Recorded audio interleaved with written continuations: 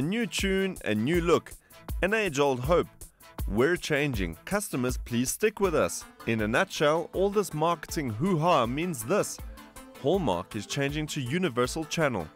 Journalists gathered to get a sneak preview. The saying goes, if it ain't broke, don't fix it. So why? We're really pleased with the performance over the last year, 2 years, especially with a compact audience as well. But we really want to take the channel further. And one of the issues we've had is the brand names. And the Hallmark Channel brand name, to take the channel to that next level, just has some restrictions, some difficulties. And it's perfect to use our Universal name, and Universal Channel is our flagship brand. That flagship will set sail on March 24th. It's a bold move in a difficult market. There are new channels almost every month. Isn't there a danger that the rebrand could be lost in the mix? We believe, and some of our competitors believe this, but pay TV has a very strong future. It's going to be combined with more on the internet, more on maybe mobile, other services, depending on the market. But pay TV, we're very convinced is going to be a very strong part of the media market. Universal is putting its hopes on screen characters. It believes everyone from Dr. Gregory House on the series House, the detective in Law & Order, Adrian Monk in Monk, will pack in viewers. You could also argue that it takes character to rebrand in the winter when the world will be watching the World Cup.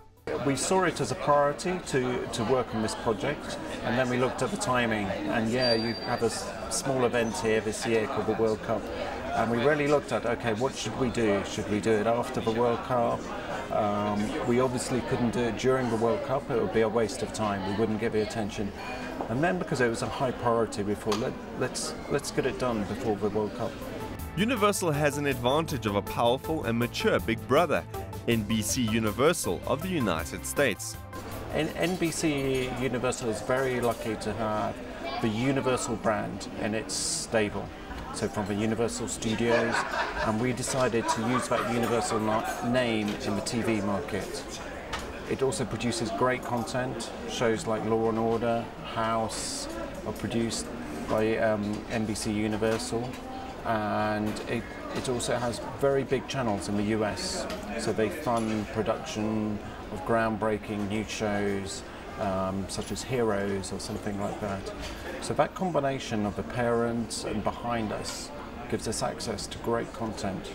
And it's a company with lots of resources, so when we say we have a growth priority, they back us and support us. And that's exactly what Big Brother did when they expanded the Law & Order franchise to the European and Russian market, which begged the question about a Law & Order Africa style. Who knows, that could happen.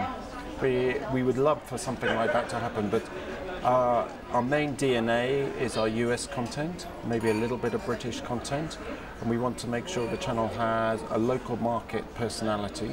So from that point of view, we'll be looking to connect to the market, to the African culture. On the content side, we don't want to be competing directly with local channels. We want people to recognize, okay, what we're bringing is international content, mainly US content, to this market. But we want the personality to have a local flavor. DSTV subscribers will be the judges of this local flavor. The World Cup means that competition for attention will be even tougher for the Universal brand in its infancy steps.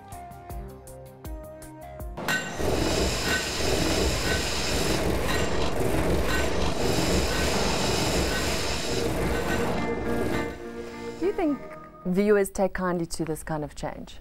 I think it all depends on what you're doing with the product at the end of the day. If what you get out of the Universal Channel is going to be an improvement, perhaps, on what you felt Hallmark gave you, then of course you're going to be impressed with that. If it's rebranding the same thing, you know, pig on a lipstick on a pig kind of thing, then nobody really cares. Because is it really the brand or is it really the content at the end of the day that's important to the viewer? You know, I think it's a mix of things. I'll tell you why. For me, Universal means many other things, because I've watched films, good films, that started with this particular brand. Hallmark meant nothing. It was a greeting card. So I had an expectation based on that name that it would have a soppy flavor. It would be the kind of stuff you, you know, when you're giving someone something, you put a card on, it's a Hallmark card. But it was kind of that channel as well. Kind of, but it started to evolve slightly. But I always felt it was very much a secondary or a tertiary type thing. It wouldn't be, when you're flicking through, you very much often go past it. Yes. Perhaps with a brand like Universal, I may give it a little bit more attention because I know that brand and I know that it has an entertainment legacy. Right, and they produce some great films, like you said. Exactly. So let's see. Exciting. Absolutely. Can't wait. Yeah, sure. I hope it's different though.